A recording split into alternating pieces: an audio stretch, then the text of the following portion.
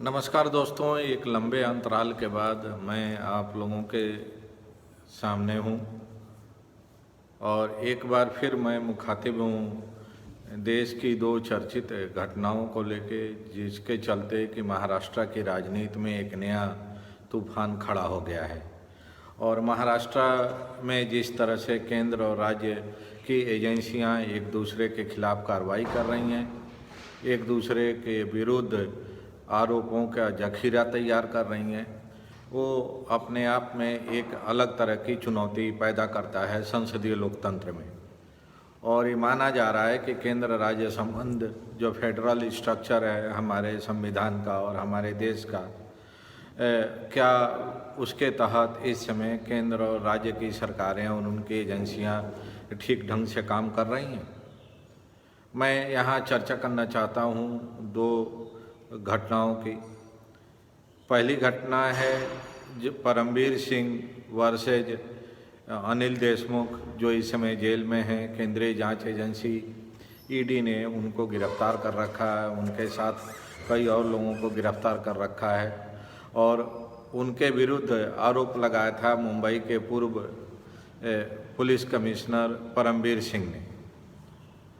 अनिल देशमुख उस समय मुंबई और महाराष्ट्र के गृह मंत्री थे। दूसरी घटना है आर्यन खान ड्रग केस की, जिसमें कि जांच करने वाले के खिलाफ ही अब धीरे धीरे जांच शुरू हो गई है और यही स्थिति कमोबेश परमबीर सिंह के साथ भी हो रही है। तो आखिर क्या वजह है कि मुंबई में जो अधिकारी किसी गैंग के खिलाफ, किसी व्यक्ति के खिलाफ, किसी एजेंसी के खिलाफ जब कोई कार्रवाई करने की कोशिश करता है तो बाद में खुद जांच के घेरे में फंस जाता है, और बजाय कि उन लोगों के खिलाफ कठिन कार्रवाई किया जाए, कठोर कार्रवाई किया जाए और एक लॉजिकल एंड तक पहुंचाया जाए उस जांच को, वो खुद जांच के घेरे में आ जाता है और अलग अलग एजेंसियों के सवालों का जवाब देते नजर आता है। ताज़ा घटना समीर वानखेड़े की है। आप सब लोग जानते हैं कि समीर वानखेड़े ने किस तरह से हफ्तों हेडलाइन में बने रहे, हेडलाइन में छाए रहे, और समीर वानखेड़े ने एक एक करके जिस तरह के खुलासे किए, उससे लग रहा था कि पूरा का पूरा बॉलीवुड और बॉलीवुड के जो बड़े कलाकार हैं उनके बच्चे ड्रग की चपेट में हैं।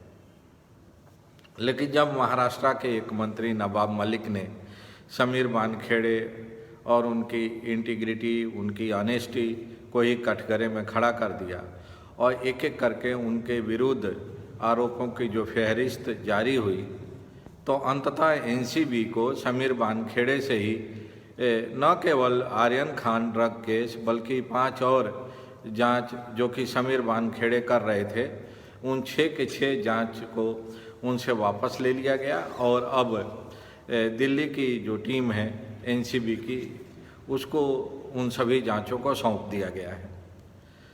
तो सबसे बड़ा सवाल तो यही है कि क्या समीर वानखेड़े सचमुच ईमानदार हैं, उनकी इंटीग्रिटी, उनकी ऑनेस्टी बियॉन्ड क्वेश्चनेबल है, और अगर उनकी इंटीग्रिटी और ऑनेस्टी इतनी डाउटफुल थी तो उनको इतने दिन तक इतने महत्वपूर्ण पद पर क्यों मुंबई में रखा गया।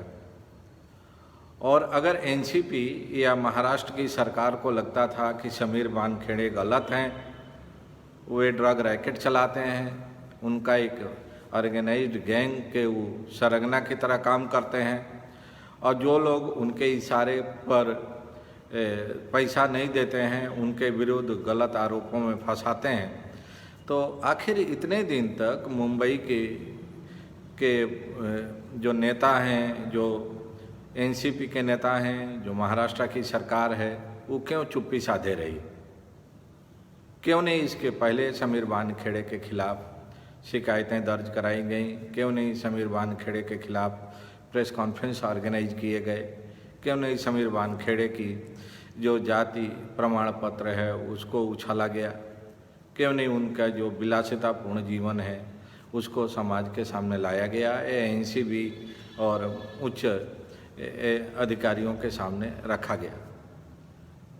आर्यन खां के फंसते ही क्यों अचानक पूरी की पूरी एनसीपी, महाराष्ट्र के मंत्री नवाब मलिक, सब लोग सक्रिय हुए और समीर वानखेड़े के खिलाफ शिकायतों का, आरोपों का पूरा जखीरा मीडिया के सामने रखा और उनके शीर्षस्थ अधिकारियों तक पहुंचाया। तो इसमें हम ये नहीं कह रहे हैं कि समीर वानखेड़े के खिलाफ जांच नहीं होनी चाहिए या बॉलीवुड के खिलाफ अगर कोई गलत काम में है तो उसके विरुद्ध जांच नहीं होनी चाहिए। लेकिन सवाल ये है कि जिस तरह का टकराव हर उस संवेदनशील मुद्दे पर महाराष्ट्र की सरकार और केंद्र सरकार के बीच में देखने को मिलता है, एक दूसरे की जांच एजेंसियों के खिलाफ जिस तरह की कार्रवाई देखने को मिलती है, वो कहीं न कहीं हमारे पूरे इस फेडरल स्ट्रक्चर को, फेडरल गवर्निंग सिस्टम को के सामने एक गंभीर सवाल खड़ा करती है। और यही स्थिति परमवीर सिंह के मामले में भी देखने को मिली कि पहले तो परमवीर सिंह को मुंबई जैसे महत्वपूर्ण जगह पर पुलिस कमिश्नर अपॉइंट किया गया। परमवीर सिंह से अपना पॉलिटिकल एजेंडा लागू करवाया गया। और जब परमवीर सिंह उस पॉलिटिकल एजेंडा को और आगे बढ़ाना नहीं चाहते थे तो उनको उनके पद से हटा दिया गया। और जवाब में परमवीर सिंह ने भी ठीक एक राजनेता की तरह काम किया कि जब तक वे पद पर बने रहे तब तक तो उनको कहीं भी मुंबई पुलिस में भ्रष्टाचार दिखाई नहीं दे रहा था। महाराष्ट्र के गृह मंत्री के खिलाफ कोई भ्रष्टाचार दिखाई नहीं दे रहा था। लेकिन जब ही उनको पुलिस कमिश्नर के पद से हटाया गया तो उनको चारों तरफ भ्रष्टाचार दिखाई देने लगा। महाराष्ट्र के गृह मंत्री की तरफ से कथित एक्सटॉर्शन का मामला दिखाई देने लगा और उन्होंने राज्यपाल से लेकर सबको कंप्लेंट भेज दिया। लेकिन उसके बाद क्या हुआ? महाराष्ट्र के गृह मंत्री जो अब जेल में हैं, अनिल देशमुख और उनके कई सहयोगी, वे तो ईडी के सवालों का जवाब दे रहे हैं, ईडी के आरोपों के तहत जेल में हैं। और परमवीर सिंह खुद फरार हैं। परमवीर सिंह के खिलाफ भी जांच हो रही है और कुछ दिन पहले पता चला कि परमवीर सिंह की तरफ से उनके वकील ने कोर्ट में एक हलफनामा दाखिल किया है और उस हलफनामे में पूर्व में लगाए गए आरोपों के बारे में कुछ महत्वपूर्ण जानकारी दी गई है। अगर वकील के जरिए दाखिल हलफनामे में लिखी गई बातों पर भरोसा करें तो शायद उसमें परमवीर सिंह की तरफ से कहा गया है कि अनिल देशमुख के खिलाफ एक्सटॉर्शन के मामले में कोई ठोस सबूत उनके पास नहीं है। तो सवाल ये उठता है कि जब अनिल देशमुख के खिलाफ कंप्लेनेंट के पास कोई ठोस सबूत नहीं है तो अनिल देशमुख को केंद्रीय जांच एजेंसियां किस मामले में जांच कर रही हैं? और जब अब परमवीर सिंह जो खुद कंप्लेनेंट हैं वे कह रहे हैं कि उनके पास अनिल देशमुख के खिलाफ कोई ठोस सबूत नहीं है एक्सटॉर्शन का, तो ईडी ने कहाँ से इतने दस्तावेज जुटा लिए, इतने उनकी सेल कंपनियों का पता लगा लिया? ईडी ने किस तरह से उनके द्वारा हजारों करोड़ की बेनामी संपत्ति पकड़ ली और उनके स्टाफ को और उनको खुद जेल में भेज दिया? तो इसमें कहीं न कहीं ये जो जांच एजेंसियों की निष्पक्षता है, जांच एजेंसियों और अधिकारियों की इंटीग्रिटी है, वो भी संदेहों के घेरे में है। जो कंप्लेनेंट हैं उनकी भूमिका भी संदेह के घेरे में है। महाराष्ट्र के जो पूर्व गृह मंत्री हैं उनकी भी भूमिका संदेह के घेरे में है। और उसी तरह से एनसीबी के जो महाराष्ट्र के जोनल डायरेक्टर थे समीर वानखेड़े, उनकी भूमिका भी संदेहों के घेरे में है। तो क्या इसी तरह का एक शासन प्रशासन चलाया जाएगा? क्या दोनों सरकारें इसी तरह से अपने चहेते अधिकारियों को बचाने के लिए और अपने विरोधियों के खिलाफ जांच एजेंसियों का इस्तेमाल करती रहेंगी, या संविधान की धाराओं का अपने अपने पक्ष में और अपने विरोधियों के खिलाफ इस्तेमाल करती रहेंगी?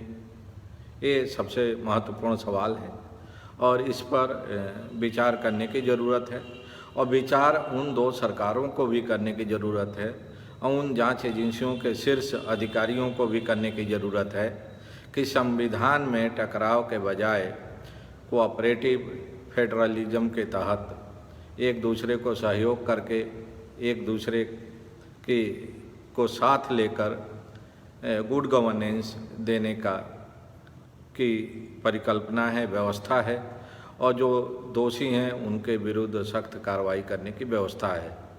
तो बजाय दोषियों के खिलाफ एकजुट होकर एक कोहेसिव इंटीग्रेटेड टीम के रूप में काम करते हुए कार्रवाई करने के जो नज़ारा महाराष्ट्र और मुंबई में देखने को मिल रहा है वो एक अच्छे ट्रेंड को स्थापित करने वाला नहीं है, गुड गवर्नेंस की दिशा में एक अच्छा कदम नहीं है और इससे जांच एजेंसियों की जो इंटीग्रिटी है, निष्पक्षता है, उस पर भी सवालिया निशान लगता है। और एक बहुत मशहूर कहावत है कि जो लोग खुद शीशे के घर में रहते हैं वो दूसरों पर पत्थर नहीं फेंकते। तो ये बात महाराष्ट्र के नेताओं को भी समझना चाहिए और केंद्रीय जांच एजेंसियों को भी समझना चाहिए कि अगर वे एक दूसरे पर कीचड़ उछालेंगे, एक दूसरे के खिलाफ आरोप प्रत्यारोप लगाएंगे, जांच को सही दिशा में करने के बजाय मोटिवेटेड तरीके से अपना पॉलिटिकल मास्टर्स के इशारे पर चलेंगे, तो कहीं न कहीं वे खुद भी आने वाले दिनों में संकट में फंसेंगे और जिस तरह से परमवीर सिंह और समीर वानखेड़े कानूनी जाल में फंसते दिखाई दे रहे हैं, उसी तरह से बाकी लोगों का भी हश्र होगा। आज मैं इन्हीं जानकारियों के साथ आपके सामने मुखातिब हुआ और फिर कभी कोई महत्वपूर्ण मुद्दा आएगा देश के सामने, समाज के सामने, तो मैं अपनी राय आप लोगों से साझा करूंगा। तब तक के लिए नमस्कार।